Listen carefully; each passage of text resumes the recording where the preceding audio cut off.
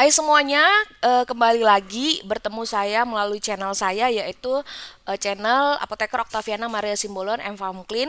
Di sini saya akan membahas salah satu komen yang masuk di YouTube salah satu video YouTube saya, yaitu waktu ketika saya membahas perbedaan waktu minum obat golongan statin. Nah, pertama-tama saya mengucapkan terima kasih kepada semua teman-teman yang sudah bersedia untuk subscribe, like dan komen ke channel saya. Walaupun channel saya masih kecil ya, tapi saya terus berusaha untuk menghadirkan konten-konten yang itu bermanfaat dalam hal ini terkait dengan obat ya, baik Anda itu merupakan tenaga kesehatan maupun Anda merupakan masyarakat awam. Saya harap penjelasan saya ini bisa bermanfaat, dan memang kalau misalnya ada yang kurang jelas nanti silakan di chat di kolom komentar supaya saya bisa untuk membahas lagi gitu ya, lebih jelas, atau mungkin ada yang ditanyakan silakan gitu. Jadi kita bisa ada interaksi terkait dengan penggunaan obat-obat yang selama ini diketahui gitu.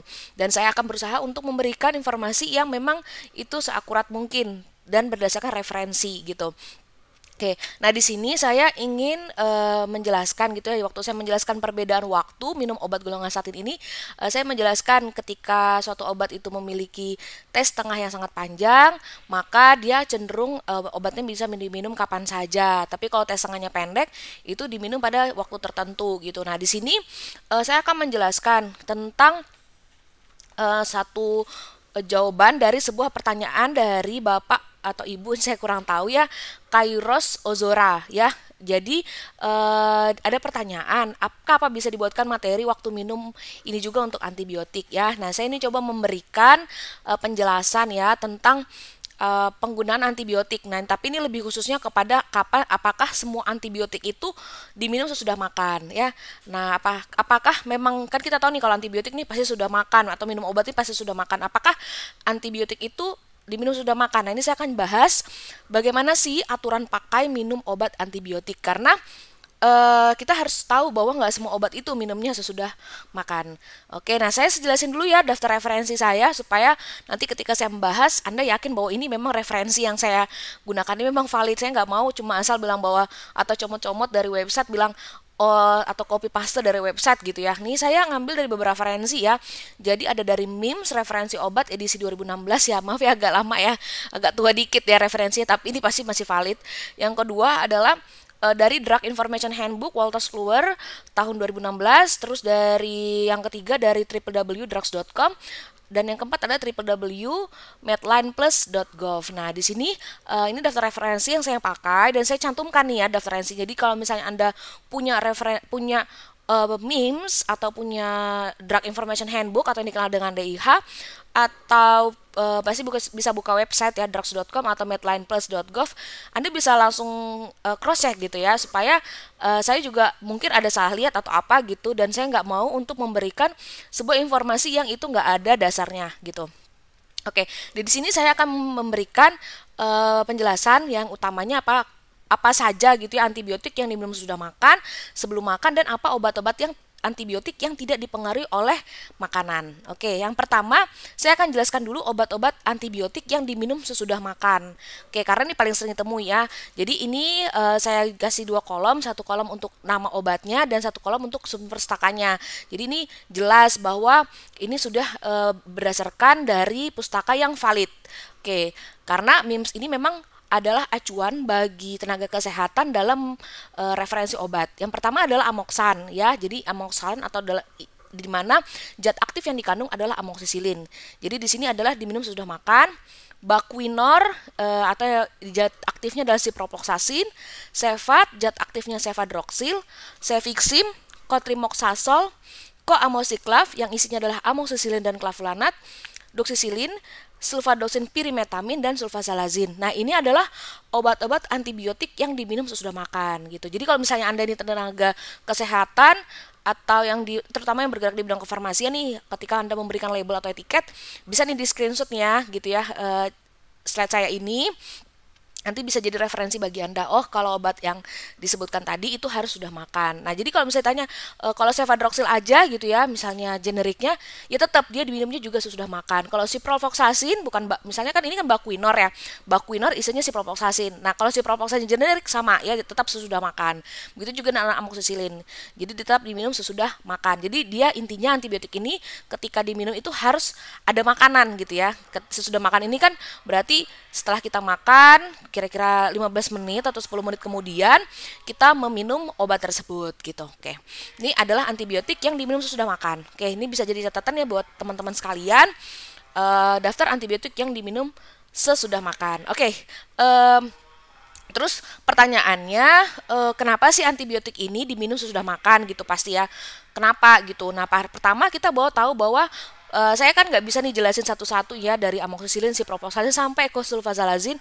Apa sih kenapa why ini obatnya harus sudah makan. Yang pasti kita harus tahu ada makanan yang dapat mengurangi gangguan pada pencernaan. Jadi kalau misalnya adanya makanan ini bisa mengurangi gangguan pada pencernaan, terutama bagian lambung yang disebabkan oleh penggunaan antibiotik. Jadi ringkasnya antibiotik ini nih bisa mengakibatkan gangguan pencernaan. Itu ringkasnya ya. Jadi makanya kenapa diberikan dia sesudah makan. Ya, jadi bisa saja obat-obat yang ada dalam kolom ini adalah obat-obat yang bisa mengakibatkan gangguan pencernaan, misalnya naik asam lambung dan sebagainya gitu ya. Oke. Nah, kedua misalnya makanan ini bisa meningkatkan absorpsi atau penyerapan dari obat-obat antibiotik ini. Jadi perlunya harus sesudah makan. Oke, jadi paham ya. Jadi kenapa sih obat-obat ada yang diminum sesudah makan? Ya karena ya tadi satu bisa saja obat-obat ini bisa mengakibatkan gangguan pencernaan. Jadi diminumnya bersama dengan makan. Atau yang kedua, adanya makanan itu bisa meningkatkan penyerapan obat itu. Oke, kita lanjut yang kedua adalah obat-obat yang diminum sebelum makan. Nah, sebelum makan ini bukan berarti 15 menit sebelum makan ya teman-teman. Seringkali itu kita mikir sebelum makan tuh ya udah 15 menit sebelum makan gitu. Enggak, sebelum makan tuh definisinya tuh saat perut kosong, dimana saat perut kosong kita tuh adalah 1 jam sebelum makan atau 2 jam sesudah makan. Nah, antibiotik apa aja? Yaitu adalah chloramphenicol, ofloxacin dan tiampenicol. Nah, di sini yang kita perlu tahu bahwa obat antibiotik yang diminum sebelum makan ini kenapa sih bisa ada gitu ya? Karena bisa aja ini ya, ada di antara tiga ini adalah makanan itu bisa menunda absorpsi atau menurunkan atau menunda absorpsi atau penyerapan dari antibiotik ini gitu. Jadi lebih baik dia diminum saat perut kosong. Dan ingat ya, penekanannya perut kosong ini bukan 15 menit sebelum makan ya. Jadi sebelum makan tuh definisinya adalah 1 jam sebelum makan atau 2 jam sesudah makan. Oke, jadi obat-obatnya ada 3 yang nanti silakan di screenshot atau dicatat ya, bahwa obat-obat kalau misalnya Anda sedang memberikan label obat chloramphenicol, ofloxacin atau tiampenicol harus diminum sebelum makan, karena obat-obat ini ketika diberikan pada saat makan gitu atau sesudah makan itu absorpsinya itu akan jadi lebih buruk. Nah, jadi dia lebih baik absorpsinya itu ketika diberikan pada saat perut kosong. Oke, yang terakhir adalah antibiotik yang bisa aja diminum sebelum atau sudah makan. Berarti dia nih penyerapannya itu tidak bergantung pada makanan ya. Jadi dia tidak bergantung sama sekali pada makanan. Contohnya adalah clarithromycin, erythromycin, azitromisin, clindamycin, dan spiramisin. Ini adalah golongan-golongan obat yang tidak dipengaruhi oleh makanan. Jadi bisa diminum terserah sebelum atau sesudah makan ya. Oke, jadi saya sudah menjelaskan ya di sini teman-teman semua apa daftar referensi saya dalam melakukan penelusuran terkait dengan antibiotik yang diminum sebelum makan dan yang tidak dipengaruhi oleh sebelum atau sudah makan. Jadi nanti silakan Anda catat atau Anda screenshot, ini bisa jadi acuan bagi Anda untuk melakukan pelayanan sehari-hari. Jangan sampai kita memberikan pelayanan, terutama yang paling sering salah nih, paling kurang diketahui, yaitu adalah penggunaan antibiotik yang sebelum makan. Rata-rata kan kita kasih label itu sudah makan. Nah, ini Anda harus tahu apa sih antibiotik yang diminum sebelum makan. Nah, berarti kan selain itu tuh sesudah makan. Nah, misalnya ini ada antibiotik yang belum saya sebutkan yang sehari-hari digunakan. Anda silakan chat ya di kolom chat. Silakan sampaikan di kolom komentar. Nanti saya akan jelasin atau saya akan tambahkan obat ini diminumnya kapan, sebelum makan atau sudah makan, supaya ada ada saling sharing ya, atau cross check gitu. Siapa tahu apa yang saya tampilkan ini antibiotiknya itu masih kurang lengkap penjelasannya. Baik, demikian yang bisa saya jelaskan secara ringkas tentang aturan pakai minum antibiotik. Semoga ini bermanfaat. Nah, kalau ada yang ingin kalian share atau ingin komen, silahkan sampaikan di kolom komentar ya. Semoga bermanfaat.